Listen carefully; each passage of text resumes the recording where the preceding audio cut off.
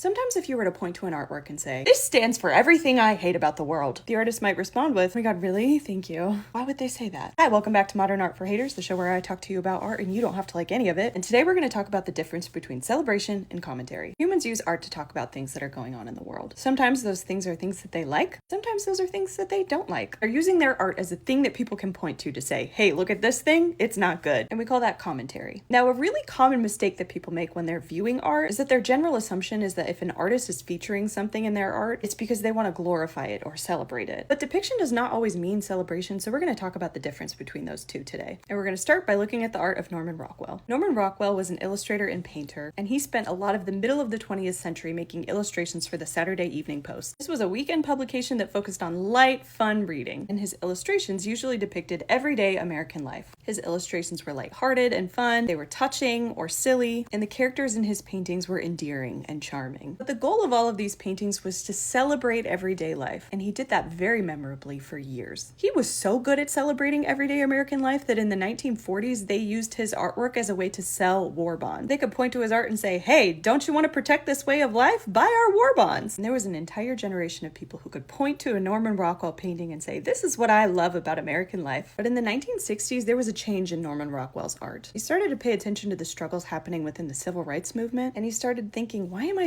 celebrating a life that's not available to everyone? And he wanted to talk about it. The Saturday Evening Post was like, "Hey, listen, only lighthearted stuff here, okay?" So the most that the Saturday Evening Post let Norman Rockwell say about the civil rights movement was this painting. But not long after he released this, he decided it was time to move on. Norman Rockwell ended up at Look magazine, and one of the first artworks that he made there was this painting, "The Problem We All Live With." This painting was made in reaction to the stories and photographs that he had seen of a little girl named Ruby Bridges being escorted to her first day at an integrated school. Now, this painting would never be on the cover of Saturday Evening Post. This painting, as I'm showing it right now, is cropped to leave out some racial slurs. I'm about to uncrop it, but I didn't want to do that without a warning. So that's going to happen in 3, 2, 1. Now let's look at this picture. Yes, this is a picture of a little girl, but she does not take up most of the space in this picture. Everything else in this picture is bigger than Ruby Bridges. We see 4 huge white U.S. Marshals. We see hateful racial slurs on the wall, and we see evidence of a tomato having been thrown at her. Now we don't see anybody else in this picture, but the tomato being thrown on the wall gives us this implication that there is a crowd surrounding Ruby Bridges. And the tomato and the writing on the wall and the U.S. Marshals around her imply that this crowd is not kind. What surrounds this little girl is hate. Now, if all of this stuff takes up most of the picture, how do we know that Norman Rockwell is not celebrating everything that's going on around Ruby Bridges? We know because of the perspective. We don't see the crowd at all. These U.S. Marshals, we do not see their faces. The one thing that is front and center in this picture, the only thing that is fully shown, is this little girl dressed in white, standing tall, carrying her school supplies to school. Norman Rockwell is not backing down from showing the hate around her, but he also does not back down on showing her innocence and her tininess in this world. He's using this painting to say, "Hey, everyone, what is wrong with us that there is so much hate surrounding a little girl trying to walk to school?" He's not celebrating that hatred. He's showing us that hatred to point out the problem that we all live with.